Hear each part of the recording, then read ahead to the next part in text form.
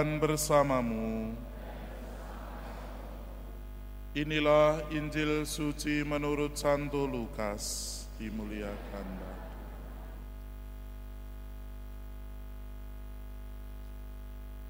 Dalam bulan yang ke-6, Allah mengutus malaikat Gabriel ke sebuah kota di Galilea bernama Nazaret kepada seorang perawan yang bertunangan dengan seorang bernama Yusuf dari keluarga Daud.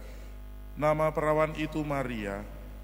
Ketika masuk ke rumah Maria, malaikat itu berkata, "Salam, hai engkau yang dikaruniai, Tuhan menyertai engkau." Maria terkejut mendengar perkataan itu, lalu bertanya di dalam hati, "Apakah arti salam itu?"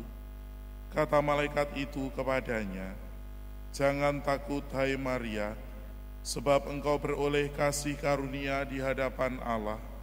Sesungguhnya engkau akan mengandung dan melahirkan seorang anak laki-laki, dan hendaklah engkau menamai dia Yesus. Ia akan menjadi besar dan disebut Anak Allah yang Maha Tinggi, dan Tuhan Allah akan mengaruniakan kepadanya tahta Daud bapa leluhurnya. Ia akan menjadi raja atas kaum keturunan Yakub sampai selama-lamanya, dan kerajaannya tidak akan berkesudahan." Kata Maria kepada malaikat itu, "Bagaimana hal itu mungkin terjadi karena aku belum bersuami?" Jawab malaikat itu kepadanya, "Roh Kudus akan turun atasmu, dan kuasa Allah yang Maha Tinggi akan menaungi engkau. Sebab itu anak yang akan kau lahirkan itu akan disebut kudus, Anak Allah. Dan sesungguhnya Elisabet sanakmu itu, ia pun sedang mengandung seorang anak laki-laki pada hari tuanya. Dan inilah bulan yang ke-6 bagi dia yang dikatakan mandul itu. Sebab bagi Allah tidak ada hal yang mustahil." Maka kata Maria, "Sesungguhnya aku ini hamba Tuhan, terjadilah padaku menurut perkataanmu." Lalu malaikat itu meninggalkan Maria. Demikianlah sabda Tuhan. Terpujilah Kristus.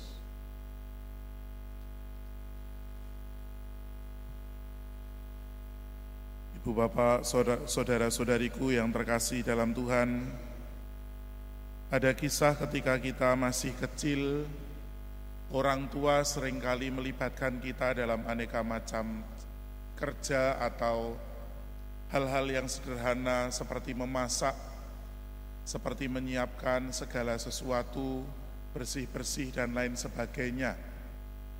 Menjadi tanda bahwa kita pun adalah anggota, kita pun adalah bagian dari keluarga tersebut. Seperti misalnya dalam pengalaman saya, zaman kecil bapak saya bekerja sebagai seorang tukang bangunan, itu seringkali meminta saya untuk menyiapkan aneka peralatan yang akan dipergunakan oleh bapak bekerja.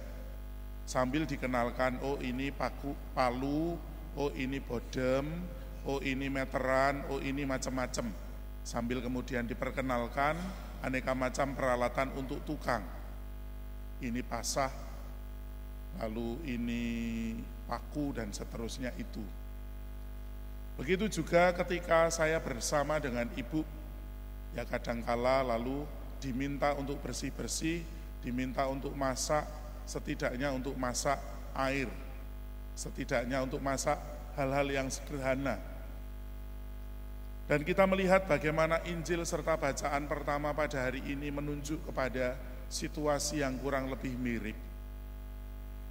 Allah dalam rangka penyelamatan manusia yang ada di dunia bukan saja mengedepankan atau mengupayakan supaya manusia mendapatkan kebebasan selama hidupnya, tetapi dalam kebebasan Allah melibatkan manusia yang hari ini kita dengarkan, yaitu Maria, seorang perawan yang ada di Nazaret dalam karya penyelamatannya. Ungkapan ini nampak dalam berita malaikat kepada Maria. Roh Kudus akan turun atasmu dan kuasa Allah yang maha tinggi akan menaungi engkau. Sebab itu anak yang akan kau lahirkan akan disebut kudus, anak Allah. Inilah warta dari malaikat yang mengupayakan manusia dengan kebebasannya mau terlibat dalam karya penyelamatan bagi sesamanya, terutama untuk menghadirkan Allah, yaitu Yesus di dalam kehidupan kita manusia. Saudara-saudariku yang terkasih dalam Tuhan, kita mengetahui bagaimana Tuhan Allah bukanlah Allah yang diktator, bukanlah Allah yang amat sangat bertangan besi sehingga mengatur segala sesuatu dalam kehidupan manusia sejak dari awal menurut takdir, ungkapannya seperti itu, sehingga manusia tidak pernah memiliki kebebasan.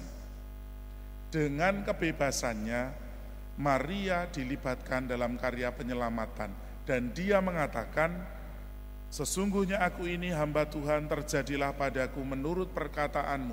Inilah jawaban ya dari manusia bernama Maria untuk dilibatkan dalam karya penyelamatan. Saudara-saudariku, marilah kita mempersiapkan Natal ini, menyadari betapa Allah sendiri begitu baik, tetap memberikan kebebasan kepada kita, sekaligus mengharapkan supaya kita semua dengan kebebasan semakin bertanggung jawab dan menghadirkan penyelamatan bagi sesama kita.